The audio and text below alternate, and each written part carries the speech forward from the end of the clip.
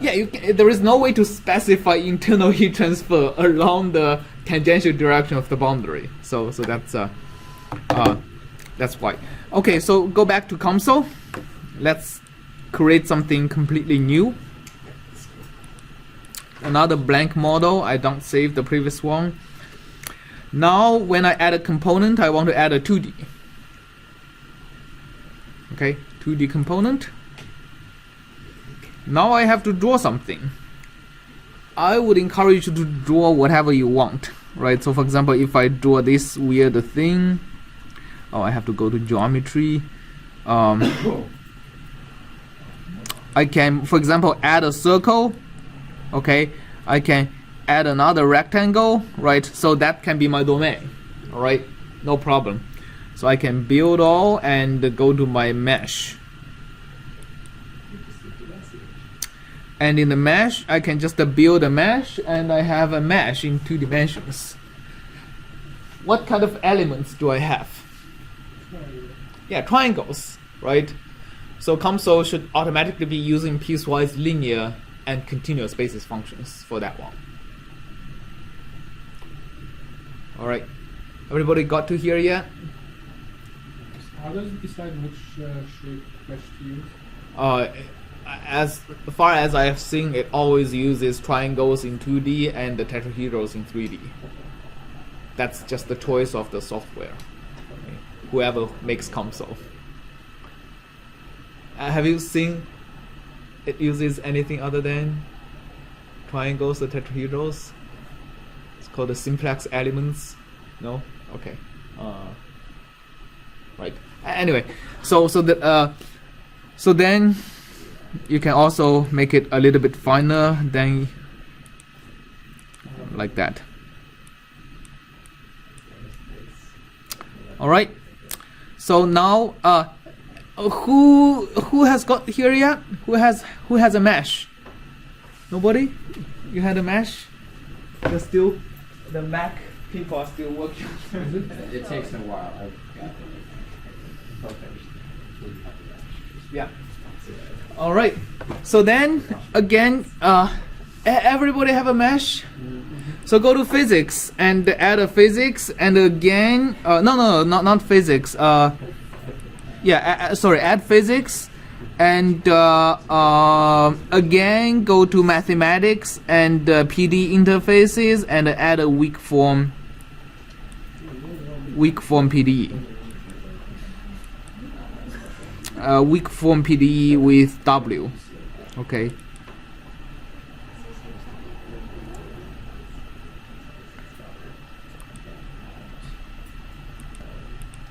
Okay. So here, the default one in 2D again actually is the Poisson's equation. If you look at here, this is the dot product of the gradient of the test function with the gradient of the solution u, right?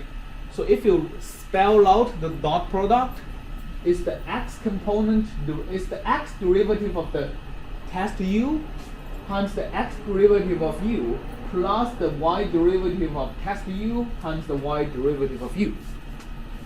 That's just the spelling out of the dot product, which is actually exactly the default equation in F. Plus this again, the F is equal to 1, right? Okay? And again, let's add a Dirichlet boundary condition, and you can just select all boundaries.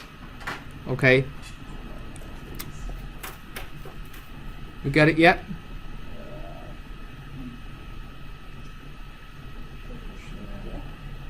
Okay? All done? And what are we setting them to? What are we setting them? Let's set them to 0 for now. And then again, study, add a stationary study, stationary, and then you can click compute.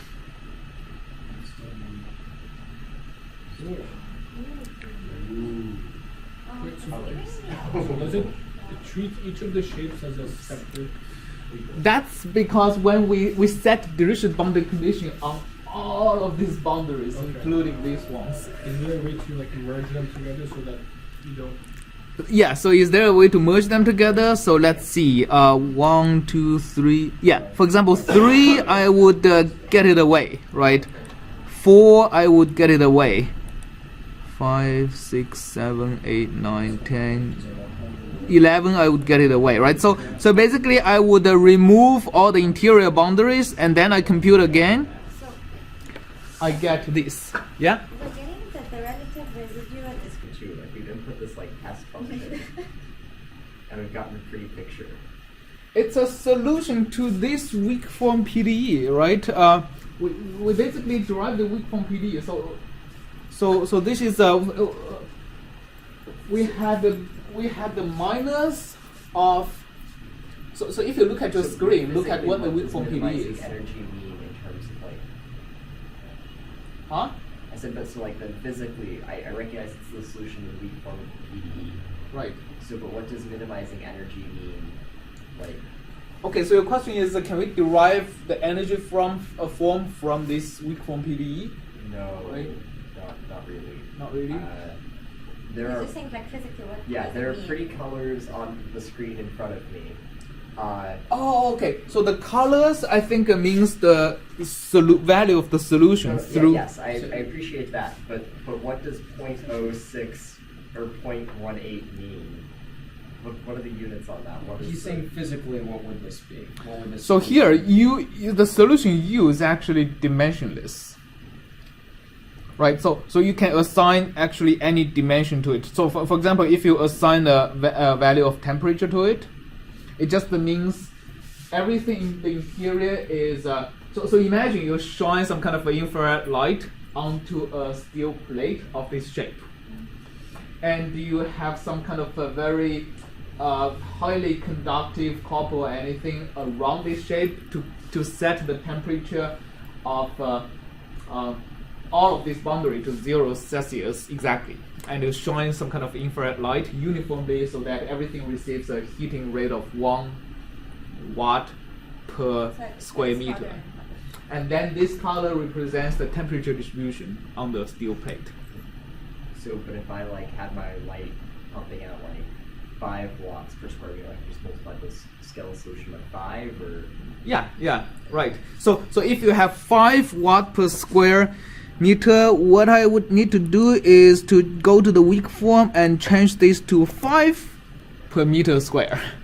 oh, okay, all right. All right, and then I compute again, and I get that, right? So my temperature instead of 0.1 something is 0.9.